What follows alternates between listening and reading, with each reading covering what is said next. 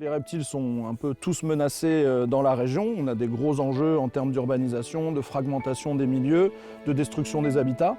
Et donc du coup, nous, notre objectif, c'est de vous donner les connaissances pour à la fois savoir les reconnaître, pour pouvoir les inventorier sur le terrain, et en même temps apprendre sur leur biologie, leur écologie et comment gérer les milieux naturels en faveur de ces espèces, pour qu'après, dans votre travail ou dans vos activités bénévoles, vous puissiez utiliser ces connaissances pour préserver au mieux les reptiles.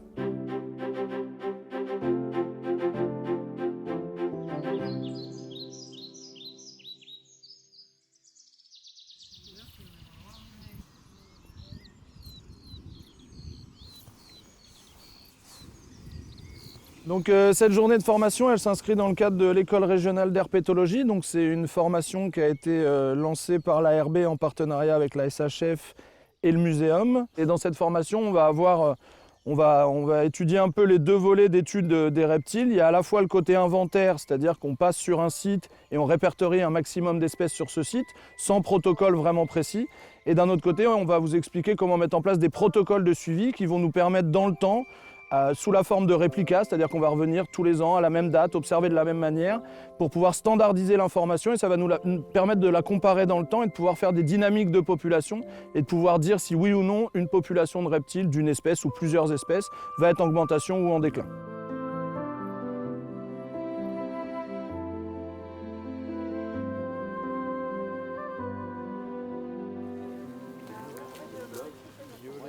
Nous avons la chance de voir un juvénile de coronel lisse. Donc c'est une espèce qui est vivipare, qui met au monde donc, des petits complètement formés.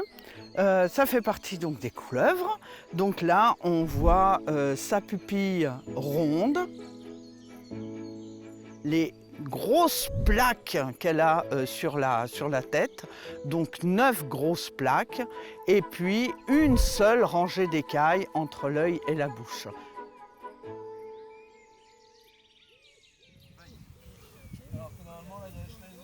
Donc j'ai le plaisir de vous montrer donc, un lézard à 2 raies. C'est un petit mâle. Voilà. Donc, alors, que vous dire sur cet animal? Espèce protégée, bien évidemment, au même titre que les serpents. Il a un petit peu la gorge bleue, donc voilà, on est vraiment en fin de reproduction, là, donc cette gorge bleue va s'estomper au fur et à mesure. Que vous dire d'autre? C'est un beau mâle, donc ici vous avez donc le cloaque. Voilà, c'est par où vont sortir donc en érection les hémipénis. Et au-dessus, là, au niveau des cuisses, vous avez donc ces fameux pores fémoraux qui vont permettre notamment aux mâles donc, de marquer leur territoire. Et c'est aussi un critère d'identification pour reconnaître le lézard des souches du lézard donc à 2 raies. C'est un compartiment de la chaîne alimentaire, donc c'est-à-dire que s'ils disparaissent, on déséquilibre la chaîne alimentaire et peut y avoir en effet des impacts sur d'autres espèces et ça peut tout dérégler, donc ils ont leur place comme tous les animaux. Il va projeter donc sa tête, il va ouvrir la gueule, ce qui va projeter donc le maxillaire et les crochets. Attraper déjà, même avec des gants, on peut toujours se louper. Alors au niveau des exigences écologiques pour les reptiles et en particulier les serpents, le plus important c'est d'avoir ce type de milieu, c'est-à-dire des haies ou des lisières très très buissonnantes, alors souvent composées d'épineux, hein, des ronces, là c'est des pruneliers, des aubépines par exemple, le plus dense possible au niveau du sol, d'être en contact direct avec une zone herbacée, là où ils vont se nourrir essentiellement, et aussi là où ils vont thermoréguler, c'est-à-dire là où ils vont se mettre direct sous l'exposition des rayons du soleil pour augmenter leur température corporelle. Et donc du coup, d'un point de vue gestion, le plus important c'est ça, c'est vraiment d'avoir des lisières si possible bien exposées, donc soit sud, soit est, soit ouest. Les lisières orientées nord prennent jamais le soleil, donc elles sont très peu favorables. Et donc du coup, après d'avoir des zones comme ça, très très denses, avec à l'intérieur des trouées, où vont se mettre les reptiles en boule pour profiter des rayons du soleil. Le serpent n'utilise pas la forêt. Enfin, les reptiles, d'une manière générale, ils n'utilisent pas la forêt. Ils utilisent vraiment cette zone tampon entre les deux, et c'est ça qui est important pour eux. De même qu'ils ne peuvent pas vivre uniquement dans le milieu herbacé, parce que dans le milieu herbacé, ils sont trop vulnérables aux prédateurs. Donc du coup, ce qu'il leur faut, c'est vraiment des zones de cache, et elles se trouvent essentiellement dans cette partie-là, qui est une partie totalement inaccessible pour les prédateurs.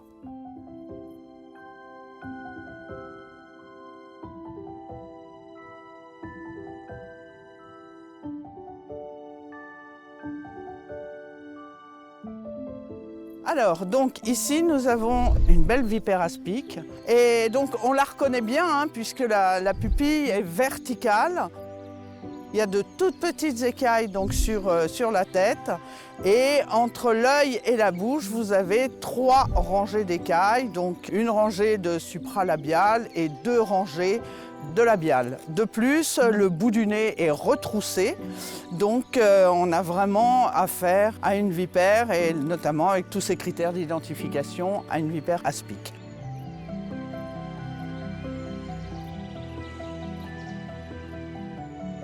En Île-de-France, on a la chance d'avoir 2 espèces de vipères. Donc la vipère aspic, qu'on trouvera plus dans le sud de l'Île-de-France, et la vipère péliade, que l'on va trouver plus dans le nord de l'Île-de-France. Les vipères appartiennent donc à notre patrimoine naturel et malheureusement on s'aperçoit de plus en plus que la vipère péliade est vraiment une espèce dont les populations se cassent vraiment la figure. Mais je suis absolument convaincue que c'est par la diffusion des connaissances, par la sensibilisation, par la vulgarisation des connaissances qu'on pourra réellement protéger les animaux.